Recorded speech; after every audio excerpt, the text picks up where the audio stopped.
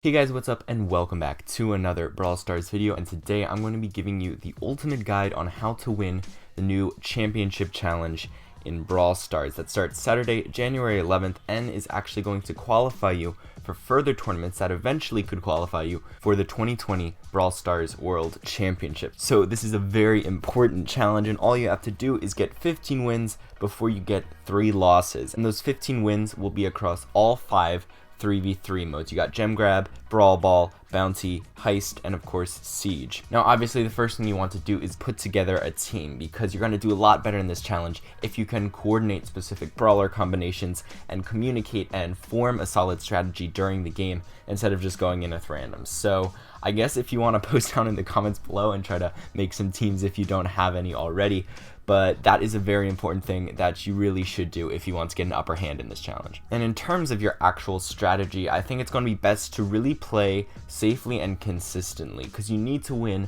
a lot of these games in a row. So if you play super aggressively, it might really win you some games very easily, but it also could get your entire team killed in some of these games, and then that's basically an auto loss for you. So it's best to play safely and always make sure you're defending at all times, and I think that's going to get you the most wins in the long run. But of course, in this video I have a lot more tips for you guys. Chief Pat actually recently released a video where he provided each of the different maps that these different modes are going to be on, and I'm going to go through each of those maps, talk about the best brawlers to use on that map and specific strategies, so that way you can really hone in the best possible strategy for you and your team to use in each of these maps and hopefully pull out those 15 wins. And like I said, this info was provided by Chief Pat, and the actual data I'm getting on these maps is provided by starless.pro. Both those links will be in the description. Check them out if you want to look further into the stats and into this challenge. But I also have some extra strategies that weren't on those websites, so make sure to stick around until the end of the video. So the first map we're going to talk about is Hard Rock Mine, and this is the Gem Grab map. So the best individual brawlers ranked by win rate for this map are Jessie and Sandy in first place with 59% win rate, and then Nita with 58, Poco with 57, and Penny also with 57%. So that's an interesting top 5 there. It shows that the turret brawlers are going to be doing really well on this map, like Jessie and Penny, just because it helps you take control of the center of the map, and control is really what you want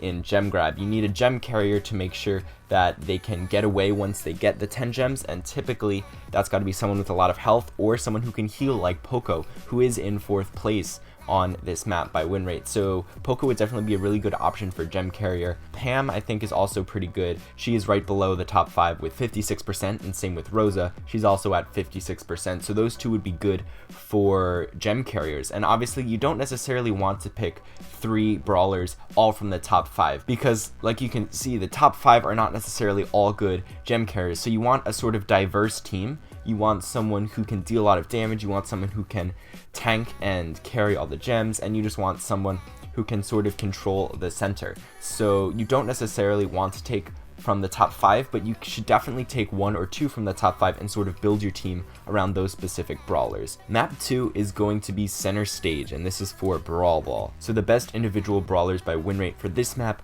are going to be Nita at 59%, Jessie at 58%, Rosa and Sandy both at 57%, and then Frank at 56%.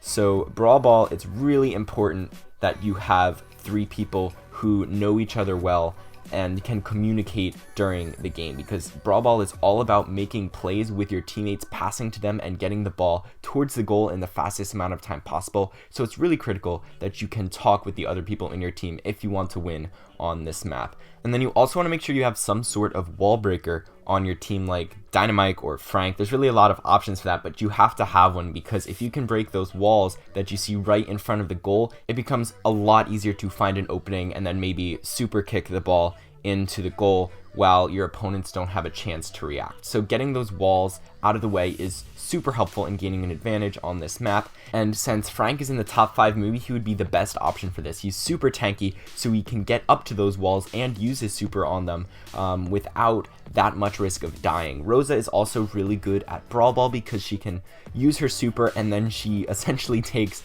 almost no damage, and she can just walk the ball right to the goal. So if the walls are broken, Rosa has an even shorter distance to the goal. So maybe Frank and Rosa are a really good combination in this if you want to succeed on this map. Now I actually have a bit of extra information for this map because this was used in the 2019 World Championships in the quarterfinals. So there are a lot of professional teams who are using their own team compositions in this tournament and on this map. So I can go through all of the different team lists that they use because there were quite a few since these were the quarterfinals. There were a lot of teams still in the tournament at this point.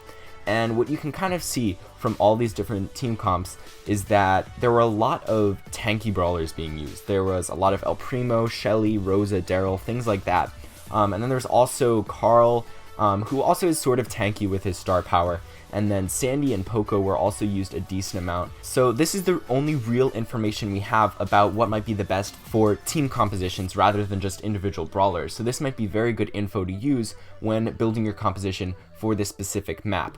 But it seems to be that tanky brawlers work the best for Brawl Ball, maybe just because they can make it to the goal a lot quicker, and if they have very low hit points, then they're probably going to die and can never really move the ball anywhere because they just die so quickly. So I think what we can gain from all this information here is that brawlers like Rosa and Shelly and Daryl are going to be really good on this map, even if not all of them may have made the top 5. And another thing to note is that Jessie and Sandy actually both got buffs in the balance changes that came after this tournament, so the meta might have slightly shifted. So maybe Sandy or Jessie would be a good play in this. They are both in the top 5, so that is something to take into account. Maybe this meta that was used in the quarterfinals in the tournament might not be entirely accurate, but since most of those brawlers that they used haven't been changed since then, I think it is a safe play to just copy one of their compositions and bring that in for this map. Then map 3 for Bounty is going to be Canal Grande, and this is honestly a really weird map. Most bounty maps are fairly similar, and this one is like super different than most bounty maps, so it's going to be really interesting. And the top individual brawlers by win rate for this map are Jessie once again at 60%, and also Penny at 60%, then Sandy at 58%, Nita at 57%, and then Poco also at 57%. So Jessie and Penny once again making the top 5 here. Sandy and Nita also sticking in there with really high win rates. 60% is definitely no joke. That's very, very high above 50%. And across everyone, good or bad, to get a 60% win rate is kind of incredible. So those might be really good options for Bounty here. And in terms of just general strategies, it's hard to really make a strategy for Bounty. I mean, basically just play safe, don't let people kill your high star brawlers, and for your own team, try to get someone who has 7 stars on them, because then once they get kills, they don't actually add to their bounty, so they're essentially getting free kills at that point. So that is some strategy you might want to pursue if you can get 7 stars on one person. But other than that, Bounty, just kill people and don't get killed. It's basically just like that. Map 4 is going to be Tornado Ring, and this is a heist map. The best individual brawlers for this map are Nita at 60%, Bull for once at 58%, Jessie at 58%, Rosa also at 58%, and then El Primo coming into the top 5 with 56%. So for this map, it's interesting to note that the safe isn't actually fully blocked by walls, which it is in some heist maps. So throwers might not have as much of an advantage as they do on other heist maps, so maybe you want to go with a more tanky or medium control option, and you can kind of see this in the top 5. Bull, Rosa, and El Primo are all in there,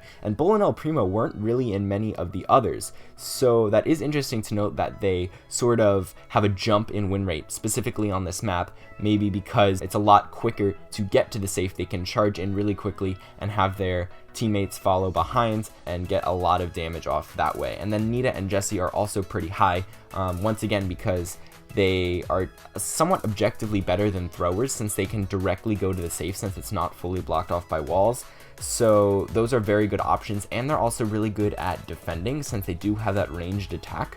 So if someone does try to come to their safe, Jessie can throw down a turret, Nita can throw down her bear, and they serve really well as defenders for the saves, as well as dealing a good amount of damage once they actually make it to their opponent's safe. So Jessie and Nita are definitely very good options for this map. I guess Penny as well, although her turret isn't as good for dealing a lot of damage quickly when defending, so I'd prefer Jessie over Penny on this map. And then you're definitely going to want to tank someone who can charge in like Bull or El Primo, or Rosa, essentially just walking in but taking no damage along the way. So those are all very good options. I think you definitely should take from the top 5 brawlers here, and that will help you get the win in this map. And then finally, for Siege, we have some assembly required as the map. So the best individual brawlers for this map are Rosa at 58, Jessie at 57, Sandy also at 57, and then Nita and Penny following both at 55%. So this map is not terribly different from other siege maps, although there are a lot of walls in the center. So that sort of gives an advantage to throwers who have a lot of cover and can attack people who might not necessarily be able to reach them. However, none of them made it to the top 5. No thrower actually ever made it to the top 5 in any of these maps, which is kind of interesting. I do think you should include them on some of these maps just to create a balanced team. I don't think you should be taking all 3 brawlers from the top 5, like I said, because it won't be perfectly balanced. I think you should have like a thrower in there, along with a tank and along with a damage dealer. And I think this map is actually best suited for the throwers because of all the walls in the center. They can really do some area denial when the bolts come down, so that way only your team can get them and the opponent's team will be essentially denied getting those bolts, which obviously leads to you winning in the end. I think Rosa, she is at number 1 in this map. I think she's just good at siege in general. She can play really aggressively and fight off people who may have gotten the bolts before her and take them. She can take the bolts and survive a lot of damage if she uses her super. So she's really good at racking up those bolts for your team, and that's obviously the main goal of this mode. So Rosa is definitely a really good pick. As far as Jessie, Sandy, Nita, and Penny, I think they are all pretty good options. Jessie and Penny, once again, coming in here with their turrets. I think those are very good options. Penny, I'd say more so because it can stay outside of the Ike range and still hit it. So if your opponents don't realize that, you can get a lot of damage off with Penny's turret. And it's also just good for defending in the center. Jessie, I feel like her turret might have a harder time reaching opponents since there are so many walls in the center. Although she does have a higher win rate than Penny, so I don't know. It's only 2% difference, so maybe you want to more logically think about which brawlers you want to do instead of looking at strictly the win rates, but I think they are a good guideline for what you should bring. There's a lot of variation here, and you definitely want to pick 3 brawlers that you think have the best synergy and can dominate the most on this specific map. So in conclusion, there are definitely some standout picks. Jessie and Nita are actually in all of the top 5s that I talked about today. Sandy is in 4 of them, and Rosa and Penny are each in 3 of them. So these are all probably going to be very good picks in the long run. Sandy, I actually haven't commented on much this video simply because I don't have him yet, so I'm not really sure whether or not this win rate is a matter of him being really good at these specific maps or just having a high use rate in general for top players or something like that. But if you do have Sandy and you are comfortable with him, definitely use him if you think that is a good idea. But like I said, I can't really comment too much on that. And in terms of the star powers that you want to use on each of these brawlers, I think it's good to look at the teams I posted from the 2019 World Tournament for the Brawl Ball map, because I think the pros probably know better than a lot of us do on what works better. And honestly, there wasn't much variation in the star powers that they used. Whenever they used the same brawler, they always seem to use the same star power. So there seems to be a pretty solid consensus from them, at least, what is the best star power for specific brawlers. So definitely take a look back at that. Kind of like Sandy, I don't have all that many star powers, so I can't give much informed opinions on what star powers you should choose, but I think that is a great place to start. So make sure you practice all of these maps with friendly battles beforehand, so that way you are the most prepared when going into this challenge. And if you use these brawlers and follow these tips and guidelines, I think you're going to have great odds at winning this challenge, getting those 15 wins before the 3 losses. So good luck for all of you who are going to do this Saturday. And also don't forget to subscribe if you want to see more content like this, and also like and comment down below. But that's all for today, guys, so see you later. Make the strings louder.